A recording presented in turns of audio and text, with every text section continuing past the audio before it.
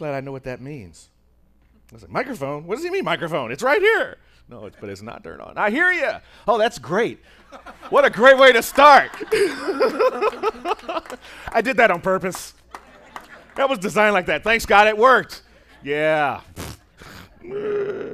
He should have never showed me where the mute button is. I just need to trust them to do that. I hear you. So I've been thinking about these talk titles this week, this whole month. I hear you. Oh, I see. Oh, my God. It's kind of letting you know that in our everyday common speech, there is a metaphysical message waiting to be discovered if we just listen a little more closely. And that's why we one of the reasons why we do the gap meditation. And I was thinking about this talk, and I needed some inspiration, so I went to some of my favorite spaces for getting inspiration. One of them is Douglas Adams' Hitchhiker's Guide to the Galaxy. Do I have any Hitchhiker's Guide to the Galaxy folk? All right, so here. You know, huh? Don't forget your towel and don't panic. In large, friendly letters. You know, it's at times like this when I'm trapped in a Vorgon airlock with a guy named Beetlejuice that I really wish I had listened to what my mother said. To which Ford says, what did your mother say? I don't know. I wasn't listening to her. Then my other great philosopher for giving me knowledge to inspire me is this wonderful dude, gal, I'm not sure which, Anonymous. History repeats itself. History repeats itself because nobody listened the first time. My wife says I never listened to her. At least I think that's what she said. If you want your spouse to listen to you and hear everything you say, talk in your sleep. And this one was advice to me and to you. It's my job to talk, your job to listen, so please let me know if you're done before me. Those are my tidbits for today on I Hear Ya. But seriously, Maggie really hit it. She really hit it with this talk about I hear you, because a lot of this idea is we say it when we're listening to someone else. I hear you. But sometimes we're not. I mean, how many of us have done the mental distracted hearing? Like, are you listening to me? And then you repeat back every single word that the person said, but you really weren't listening. You heard the words, but you didn't, listen. You didn't put it in. You were just doing the activity of hearing. See, there's a difference between hearing and listening. Listening takes focus. It takes attention. It takes intention to take in what is being heard. It's when you're expressing with understanding and with compassion, when you're one mano y mano, eye to eye, with the person with whom you're listening to. It's interesting that we get to speak in a place like this. I guess we could call this an auditorium, yeah? Sanctuary, but an auditorium. And that's a wonderful space to speak, because in an auditorium, it's actually designed for the idea of listening. The person who's up here is to be listened to, supposedly. Now, if you want to check your voicemail or do some Googling or texting, please text the affirmations and the quotes, like the one from Reverend Maggie. I must listen, not with my ears, but with my heart. That's really what it comes down to. Paul Tillich says this, that the first duty of love is to listen. Take a moment to listen right here, right now. Just listen to the room.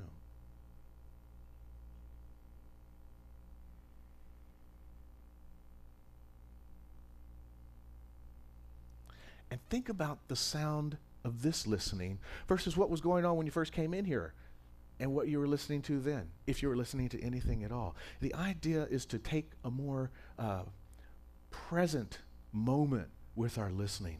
That's what the I Hear You talk is all about. It's taking the time to really let that heart do the listening, because hearing at the level of listening takes heart. It takes heart. See, a lot of times we're also listening in this weird space where we might be listening to someone because we're afraid that if we don't hear what they're saying, we might lose. We listen from a sense of fear around a loss. But when you listen with your heart, you're giving aid, you're giving support. your encouragement is available to you there to give someone that thing that they absolutely need. And it opens one's awareness, you see.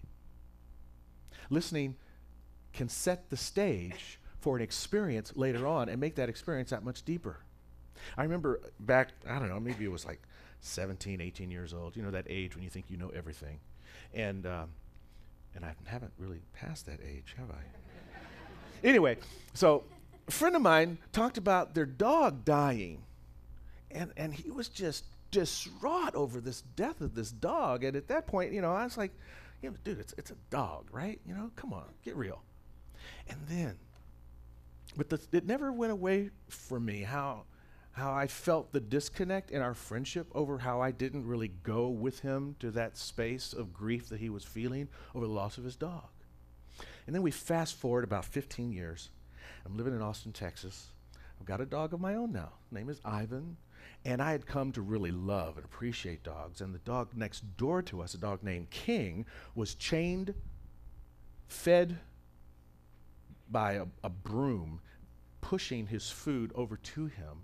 He was covered in ticks and fleas. His neighbors, my neighbors, his owners were afraid of him. And I just felt for this dog. And my dog, Ivan, felt for this dog. And so much so that he dug a hole through the fence and would go over and play with King, you know?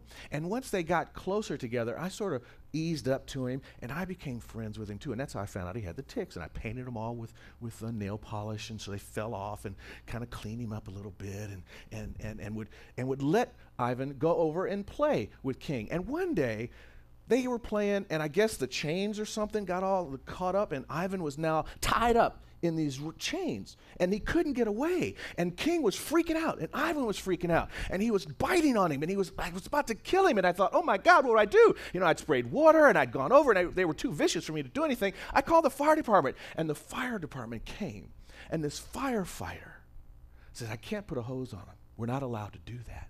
But I have an idea. And he took that hook, you know, the hook the firefighters have, and from a distance, he untied my dog. He got him free, and he came back over to me.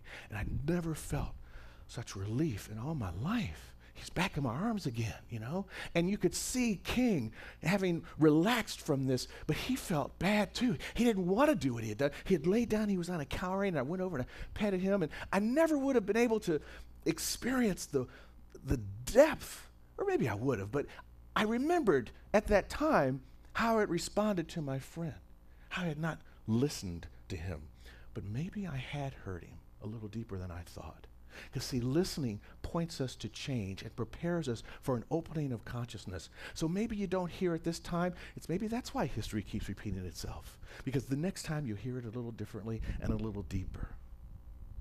You see, there's this wonderful Chickasaw elder, Sakaje Henderson, and he says, to truly listen is to risk being changed forever. Are you willing to risk that when you're exchanging with someone else? That's the beautiful thing about listening. But there's also something else I want to talk about in terms of listening. It's not just listening to our friends. There's a deeper listening that I want to get to. Listening to what, you see? We talked about it a little bit in Joy's song. That space that she was talking about, the peace. We did it a little bit in the gap meditation. The gap that I encourage you to listen to, that's the doorway to our deeper calling. Are you listening to your deeper calling? Can you hear? Can you hear your deep self calling? Can you hear that? You see, the Buddha said all life is suffering. But I recently discovered that suffering that the Buddha talked about was really a kind of a mistranslation. What the Buddha was really saying, that all life is dissatisfaction. And from the dissatisfaction we suffer. And if you think about it, I mean, you know, life is frequently dissatisfying. I get the new car, and all of a sudden, there's a squeak that I don't like. I'm not even satisfied. I just got the car, you know? Or the coffee comes. I don't drink coffee. Let me go back. The tea comes, and it's not hot enough. But somebody just bought me the tea. I didn't even pay for it. Why am I dissatisfied? I should be happy. But our lives do that to us. We're not really happy in the moment. We're thinking about the future. We're ruminating about the past. We're not in the present space. We're dissatisfied. I think a lot of times the reason we're dissatisfied is we haven't listened to the deeper call. So I say, no more to the shushing of myself. No more shooting on myself. Let's listen to the deeper call, the urge to do that thing, whatever it is. I don't know what that thing is. You know what it is because it's your call. It's not my call. But there's a divine urge. There's this makeup within you that hasn't always been fulfilled. And a lot of times we do the jobs we're doing, but again, I talked about this before. There's another job that we might want to do. There's an underlying unity to all life, Dr. Holmes talks about, and I think the underlying unity is the unique expressions that we are just bursting forth, ready to come forth, and we have to learn to listen to that. One of my other great philosophers says, Mark Nepo, he says, if I dare to hear you, I will feel you like the sun and grow in your direction and you in mine. Now, take that thought and apply it to listening to your deeper call. If I hear you, if I hear, who's the you now? It's spirit. It's that divine urge within you. If I hear you, I will feel you. I will feel God like the sun. I'll feel warmth and illuminated like the sun. And I will grow in the direction of spirit, and spirit will grow in the direction of me, and we live in oneness. What a beautiful idea of listening to our deeper call. It's a great way to just go to God every day. You wake up, you do your job, you're being God. I mean, Andy has that experience because of the music. Joy has that experience with her singing. You know, you see Dr. Susan has that experience. She never even comes to church because she's back there hanging with the kids, having church. That's her deeper call. That's where it happens, you see? So that's what we get to do when we listen, when deep answers unto deep. And I've heard that term, deep answers unto deep, and I thought, let me look that up. It's in the 42nd Psalm. And right after deep answers unto deep, it says, and the noise of your waterfalls overtakes me. And I was like, whoa. That doesn't sound all that good. The noise of your waterfalls undertakes me. But then it says, then the psalmist says, then the Lord's loving kindness shines its daylight upon me, and his song sings to me at night. And I was like, oh, all right, now I'm down with that. Because look at this here. The loving kindness during the day, that's the illumination of spirit. That's the sun growing you, right? And then at night, that sweet song in the darkness, that's the womb of creation. How many of us as teenagers love to talk to our boyfriend, girlfriend, or best friend in the dark at night, laying on the floor? And then you just talk all night long. Are you still on the phone? No, Mom. You talk a little softer, you know? Because there was something just so alive and vibrant about speaking in the dark, you know? Nobody goes up to Moonlight Whisper Kissing Creek Lane in the middle of the afternoon. You go at night. It's not because it's in the secret and in the dark. It's because it's in the dark because it's like inviting of creation. It's like really special. Stop. Just stop it right there. We're keeping it clean. If you didn't go there, obviously I did. Dr. Holmes has we got to bring in Uncle Ernie every day, every time. We do well to listen to this inner voice, for it tells us of a life wonderful in its scope, of a love beyond our fondest dreams, of a freedom which the soul craves. Ooh, he can just get poetic sometimes, can't he? But that's the joy of listening to the inner voice. That's the joy of listening to this deep spirit within you. You know, it's wonderful in scope. A love beyond our wildest dreams, of freedom. And who knows? I mean, doesn't our soul crave freedom? How many of us just love waking up and seeing a bright sunshine and the open sky? Why do you live in Simi Valley? Because it's so expansive when you walk outside. It just looks open. It looks like freedom. That's what it's all about, right? And then you do that, you get to live your life in grace when you're living your life from your deeper call. Brother David Randallstast, he's this beautiful Benedictine monk, and he defines grace as life without impediment.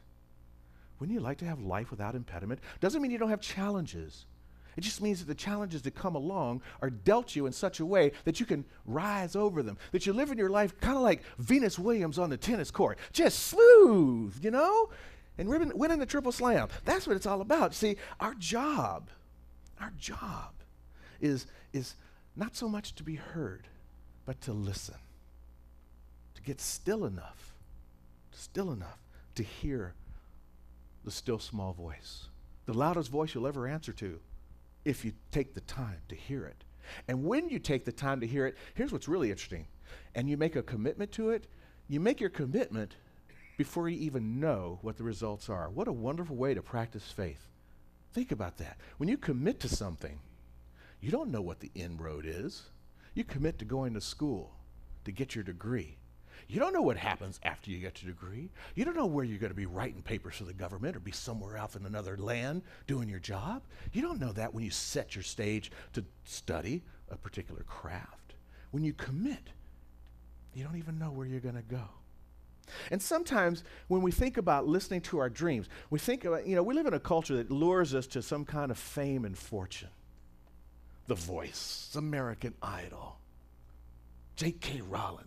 Maybe you could be the next Zuckerberg and knock Facebook off its map like Facebook knocked MySpace off its map. But that's not what it's all about. It can just be about something as simple as changing one life. I had a kid one day, came up to me at the bank.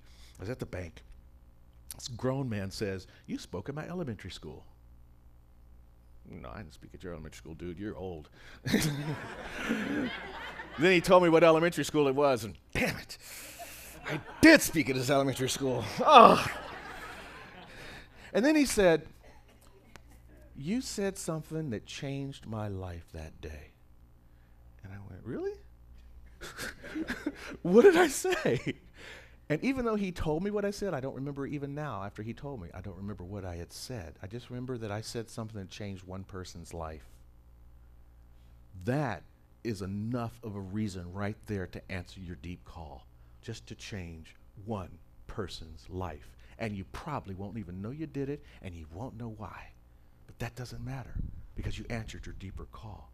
And so as a person in my role, and my role was defined to me by a friend of mine, Elijah Hayden, who's a ministerial student and practitioner, and he says that our job, ministers' jobs, are to be permissionaries. So, as your permissionary, I give you permission to hear your deep call, answer it, and go out and live it. Say yes to Spirit. Do it again with gusto. Yes! That's what I'm talking about. Go back to Ernie again. One more time. We may stumble, but always there is that eternal voice forever whispering within our ear. That thing which causes the eternal quest. That thing which forever sings and sings. No, don't. It sings and sings. All right. Ernie was just being politically correct. It signs and sings. Who made those slides? I did. Yeah, I'll take myself to Jinkies. I'm going to have a double portion when we go to lunch. But it is a really great quote, and it is a great idea. And it's got everything wrapped up in it for this talk. We may stumble. We may not hear the first time. We may not listen to the wife, the husband, the friend the first time.